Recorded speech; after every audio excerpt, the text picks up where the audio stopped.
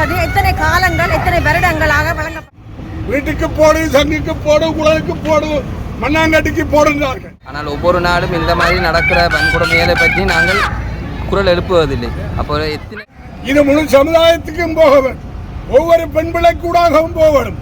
ஒவ்வொரு சகோதர வன்கொடுமைகளும் அதன்பால் அந்த பெண்களுக்கு இழைக்கப்படுகின்ற வீடு வீடாக வந்தார்கள் வாக்கு சேகரிப்பது. முஸ்பா சொந்தங்களுக்கு வணக்கம். இந்த காணொலியில் எதை பற்றி பார்க்க போறோம்டா, பாலியல் வன்கொடுமைக்கு எதிரான ஒரு போராட்டம் ஒன்று யாழ்ப்பாணம் பேருந்து நிலையத்துக்கு முன்பாக நடக்கின்றது. அதுல பல பேருடைய பெயர்களை குறிப்பிட்டு அவர்கள் இந்த பாலியல் வன்கொடுமைக்கு எதிரான இந்த போராட்டத்தினை நடத்தி கொண்டிருக்கின்றார்கள். அது தொடர்பான காணொலியாக தான் இருக்க போது வாங்க காணொலிக்குள்ள போலாம்.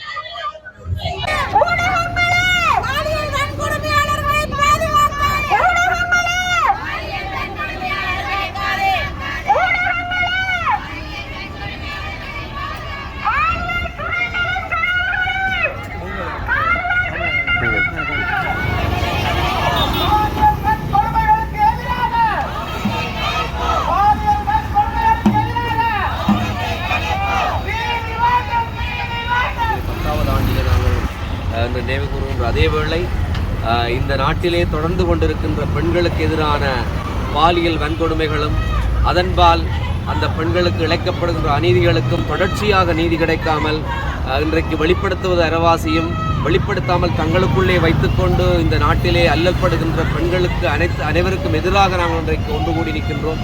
இங்கே சமூக அக்கறை கொண்ட பலரும் இந்த இடத்துல ஒன்று கூடி நிற்கின்றோம். நாங்கள் கேட்பதெல்லாம் ஒன்றுதான், இங்கே ஆட்சி மாறுகின்றது, அரசியல் லாபத்திற்காக சுய லாபத்திற்காக குறுகிய லாபத்திற்காக ஒன்று சேர்கின்றோம். ஆனால் சமூக நீதி என்று வரும்போது நாங்கள் யாருமே இவ்வாறான விடயங்களுக்கு ஒன்று சேர்வதை தவிர்த்து கொண்டிருக்கின்றோம். இன்றைக்கு நிறைய ஒரு பொருளாதார நெருக்கடிக்கு மத்தியிலே தள்ளப்பட்டிருக்கின்ற சூழலிலே மிக மோசமாக பெண்கள் பொது போக்குவரத்திலும் பொது தளங்களிலும் வேலைத்தளங்களிலும் அலுவலகங்களிலும் பாடசாலைகளிலும் தொடர்ந்து பாலியல் வன்கொடுமைக்கு உள்ளாக்கப்படுகின்ற இந்த கலாச்சாரம் ஒழிய வேண்டும் என்பதுதான் எங்களுடைய ஒரே நோக்காக இருக்கின்றது.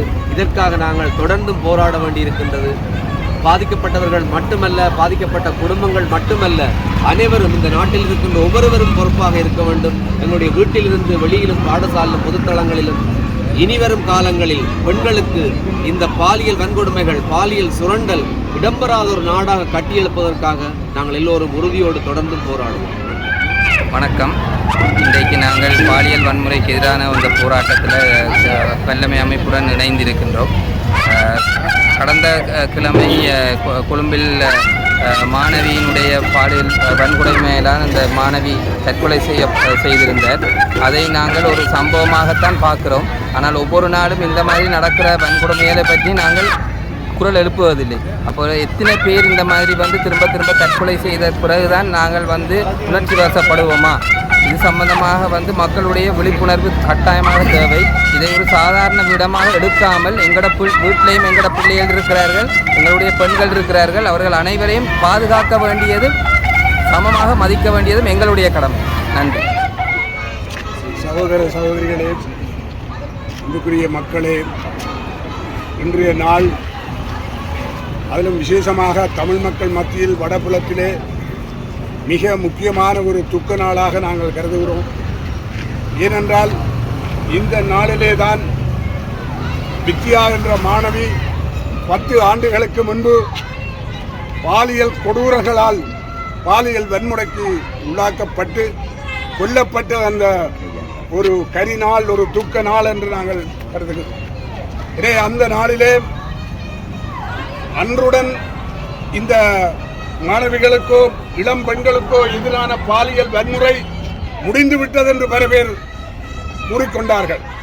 ஆனால் 10 ஆண்டுகளுக்கு பிறகு இப்பொழுதும் நடந்து கொண்டுதான் வந்திருக்கிறது.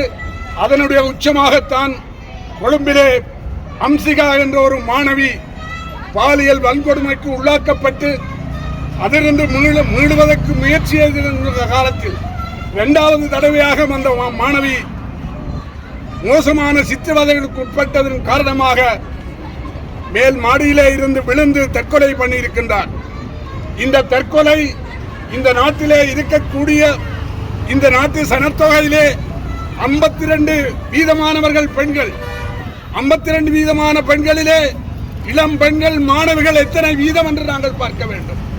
எங்களுடைய வீடுகளிலே எங்களுடைய குடும்பங்களிலே எல்லோரும் நாம் சகோதரர்களோடு பிள்ளைகளோடு பேர பிள்ளைகளோடு வாழ்ந்து கொண்டிருக்கிறோம்.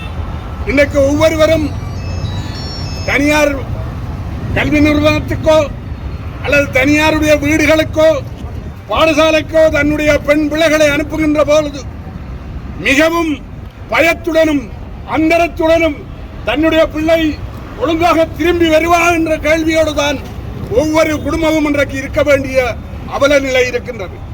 ஆனால் இந்த நிலைமையை தொடர்ந்து ஆட்சியிலே இருந்து வந்தவர்கள், இன்றைக்கு ஆட்சியிலே இருப்பவர்கள் எந்த அளவுக்கு அக்கறையாக அனுதாபமாக தன்னுடைய வீட்டில் சகோதரர்கள் இருக்கிறார்கள், பிள்ளைகள் இருக்கிறார்கள் என்ற எந்த கேடுகட்ட அந்த மனப்பான்மையும் இன்றி பாராளுமன்றத்திலே ஒரு பெண் அமைச்சர் நடந்து கொண்ட விதம் மிகவும் தவறானது என்பதை இந்த இடத்திலே இந்த நேரத்திலே நாங்கள் வன்மையாக கண்டனம் தெரிவிக்கின்றோம். எனவேதான் அது மாத்திரமல்ல, நான் ஒரு போட்டை பிடித்துக் கொண்டிருந்தேன். அதுக்கு என்ன எழுதப்பட்டிருக்கிறது உங்களுக்கு தெரியும். அண்மையில வீடு வீடாக வந்தார்கள் வாக்கு சேகரிப்பதற்கு. வீட்டுக்கு போடு, சங்குக்கு போடு, குளத்துக்கு போடு, மண்ணாங்கட்டிக்கு போடுகிறார்கள். ஆனால் அவர்கள் ஒருவராவது இந்த இடத்திலே வந்து நான் இந்த தமிழ் கட்சியை சேர்ந்து நான் ஒரு சகோதரிக்கு இந்த அநியாயம் நடந்திருக்கிறது, வித்யாவுக்கு நடந்திருக்கிறது, ஆகவே இனிமேலாவது நாங்கள் ஒன்றிணைவோம் என்று யாராவது இந்த இடத்திலே வந்தார்கள் என்றால் இல்லவே இல்லை. இந்த அவலம் தீர்மாட்டும் எங்களுடைய மனங்களிலே, எங்களுடைய சிந்தனைகளிலே, எங்களுடைய கல்வியிலே பழமவாதத்தையும் பழைய புராணங்களையும் திரும்பி திரும்பி பிள்ளைகளுடைய இளைஞர்களுடைய மூளைகளை ஏற்றுவதன் மூலமாக இந்த பாலியல் வன்கொடுமைக்கு எதிராக செயல்பட முடியாது. நாங்கள் ஒரு அக்கறையாளர்கள் கூடி நின்று இந்த இடத்திலே குரல் எழுப்புகிறோம். இது முழு சமுதாயத்துக்கும் போக வேண்டும். ஒவ்வொரு பெண் பிள்ளைக்கூடாகவும் போக வேண்டும், ஒவ்வொரு சகோதரருக்கு ஊடாக போக வேண்டும் என்று நாங்கள் வன்மையாக வற்புறுத்தோம். ஆகவேதான் இந்த பாலியல் வன்கொடுமை என்பது எங்களுடைய குடும்பங்களோடு, எங்களுடைய வாழ்க்கையோடு, எங்களுடைய கிராமங்களோடு, எங்களுடைய நகரங்களோடு நாங்கள் வேலை செய்கின்ற இடங்கள், கல்வி கற்கின்ற எல்லா இடத்திலுமே இந்த கொடூர நடைபெறும். அதை இதற்கு பின்னணியாக சமூக ஊடகங்கள் என்று சொல்லப்படுவது, யூடியூப் என்று சொல்லப்படுவது, எல்லாவற்றிலும் அசிங்கங்களைத்தான் அவர்கள் விலைபெய்து கொண்டிருக்கிறார்கள், விற்பனையாக்கி கொண்டிருக்கிறார்கள். இன்னைக்கு இளம் பெண்கள் அல்லது பாலியலை வந்து ஒரு வியாபாரமாக்கி விட்டார்கள். எனவே இந்த அநீதிக்கு எதிராக சமூக ரீதியிலே, அரசியல் ரீதியிலே சிந்திக்கக்கூடிய ஒரு புதிய தலைமுறை உருவாகி வீதிக்கு வராத வரை இந்த அநியாயங்கள் தொடர்ந்திருக்கும். அதை நாங்கள் கேட்டுக்கொண்டு அல்லது அதற்கு எதிர்ப்பு தெரிவித்துக் கொண்டிருக்கிறோம். எனவேதான் சமூக ரீதியில் பாலியல் கொடுமை என்பது தொடருவதை தடுப்பதற்கு ஆண்கள், பெண்கள், இளைஞர்கள், யுவதிகள் எல்லாரும் அணிதிரண்டு வீதியில் இறங்கினால்தான், கல்வி ரீதியில் ஒரு மாற்றத்தை கொண்டு வந்தால்தான், சிந்தனை ரீதியில் பழைய சிந்தனைகளை அன்றைய இன்றைக்கு ராமர் அல்லது சீதையை பேசிக் கொண்டிருக்கிறார்கள். ஆனால் அதற்கூடாகவே இந்த பாலியல் வன்முறை நடந்து கொண்டிருக்கிறது. எனவேதான் நண்பர்களே, சகோதர சகோதரிகளே, எங்களுடைய சிந்தனையில் மாற்றங்களை கொண்டு வரும், புதிய புதிய சிந்தனைகளை கொண்டு வர வேண்டும். இந்த பாலியல் வன்கொடுமைக்கு எதிராக சகல தளங்களிலும் நாங்கள் அணிதிரண்டு கல்வி ரீதியாக, அறிவியல் ரீதியாக, நடைமுறை ரீதியாக எதிராக முன்வருவதுதான் இந்த பாலியல் வன்கொடுமையை தடுத்து நிறுவதற்கு ஒரே ஒரு வழி என்பதைத்தான் நான் இந்த இடத்திலே கூறுகிறேன்.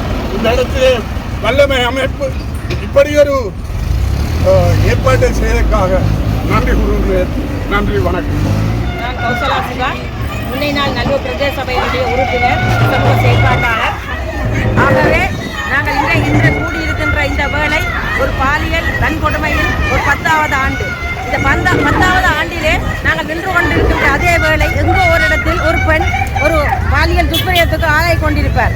ஆகவே நாங்கள் கேட்கின்ற ஒரே ஒரு கேள்வி, இந்த பாலியல் துஷ்பிரயோகம் செய்கின்றவர்களுக்கு எதிராக ஒரு தண்டனை என்பது எத்தனை காலங்கள், எத்தனை வருடங்களாக வழங்கப்படும்? இந்த தண்டனைகள் மறுக்கப்பட்ட நீதிகளுக்கு நீதியாக மாறும். ஏனெனில் காலம் கடந்த நீதி அது மறுக்கப்பட்ட நீதியாக மாறுகிறது. ஆகவே இந்த நீதி வழங்கல் என்பது ஒரு சட்ட ரீதியான நடவடிக்கை, சட்டங்கள் கடுமையாக்கப்பட வேண்டும். அந்த கடுமையாக்கப்பட்ட சட்டங்களூடாக பாலியல் துஷ்பிரயோகம் செய்கிறவர்களுக்கு எதிராக உடனடியாக தண்டனைகள் வழங்க வேண்டும். ஏனெனில் அந்த பாதிக்கப்பட்ட நபர் காலம் கடந்து அவருடைய வாழ்க்கையை ஆரம்பிக்கின்ற பொழுது 10 வருடங்கள் 20 வருடங்கள் கடந்து அந்த தண்டனைகள் வழங்கப்படாமல் இருக்கிறது. ஆகவே இந்த பாலியல் வன்கொடுமைக்கு எதிராக ஒவ்வொருவரும் திரள வேண்டும். ஒவ்வொருவருடைய பொறுப்பு, இந்த பெண்களை பாதுகாக்கின்ற பொறுப்பு இந்த சமூகத்தவர்களுக்கு, பெண்களை ஆண்கள் பாதுகாப்பது, இந்த சமூகம் பாதுகாப்பது என அனைவருக்குமான பொது கடமை இது. ஆகவே நாங்கள் இந்த இடத்திலே கூறிக்கொள்கின்றோம், நீங்கள் இந்த பாலியல் வன்கொடுமைக்கு எதிராக இது யாரோ ஒருவருக்கு நடக்கின்ற துஷ்பிரயோகம், யாரோ ஒருவர் பாதிக்கப்படுகிறார் என்பதற்கு அப்பால் உங்களுடைய வீட்டிலேயும் நாளைக்கு அந்த பாதகம் வருகின்ற பொழுது அதற்கு எதிராக நாங்கள் குரல் கொடுப்போம். அதே போல நீங்களும் சமூக நீதிக்கு நீங்கள் குரல் கொடுக்க வேண்டும் என்பது என்னுடைய தாழ்மையான வணக்கம். சுகிதராஜ், சிஇஓ ஜேசக், தலைவர் அரசு சார்பற்ற நிறுவனங்கள் இணையங்கள் யாழ்ப்பாணம், யாழ் மாவட்டம். இன்று இந்த இடத்திலே நாங்கள் எங்களுடைய எதிர்ப்பை ஒட்டுமொத்தமாக இங்கே ஏற்கனவே பலர் சொல்லிவிட்டார்கள், ஒட்டுமொத்தமாக எங்களுடைய எதிர்ப்பை வெளிப்படுத்துவதற்கு, அதாவது பெண்களுக்கு எதிராக பல்வேறு வகைகளிலே நடக்கின்ற வன்முறைகள் உடனடியாக நிறுத்தப்பட வேண்டும், சட்டத்துக்கு முன்னர் நிறுத்தப்பட வேண்டும், அதுக்கான சரியான தண்டனைகள் வழங்கப்பட வேண்டும். இதற்கூடாக சமூக மாற்றங்கள் ஏற்பட வேண்டும். அன்று வித்தியா 10 வருஷத்துக்கு முதல் இன்று ஹம்சியா இடையிலே எத்தனையோ வகையான பாலியல் ரீதியாக போக்குவரத்துகளிலே பாலியல் லஞ்சங்கள், இவ்வாறு பல வகையான விடயங்களிலே இந்த வன்முறைகள் நடைபெற்றுக் கொண்டிருக்கின்றன. அந்த வன்முறைகள் வெளிக்கொண்டு வருவது கூட இன்று சமூக கண்ணோட்டங்கள் காரணமாக அது அமல்த்தி வாசிக்கப்படுகின்றது. ஆகவே ஒரு சமூக நீதி கிடைக்க வேண்டும், ஒரு சட்ட ரீதியான வெளிப்படுத்துகை, ஒரு சட்ட ரீதியான கண்டனை, இதற்கூடாக ஒரு சமூக மாற்றம் சகலரிடத்திலே நாம் ஏற்படுத்த வேண்டும். அதற்காக சகலரும் இங்கே ஒன்றிணைந்து அரசியல் மற்றும் ஏனைய பங்குதாரர்கள், குறிப்பாக ஊடக பங்குதாரர்கள் அனைவரும் இணைந்து இந்த ஒரு ஒட்டுமொத்தமான சமூக நீதிக்காக நாங்கள் ஒன்றிணைந்து குரல் கொடுப்போம். நன்றி.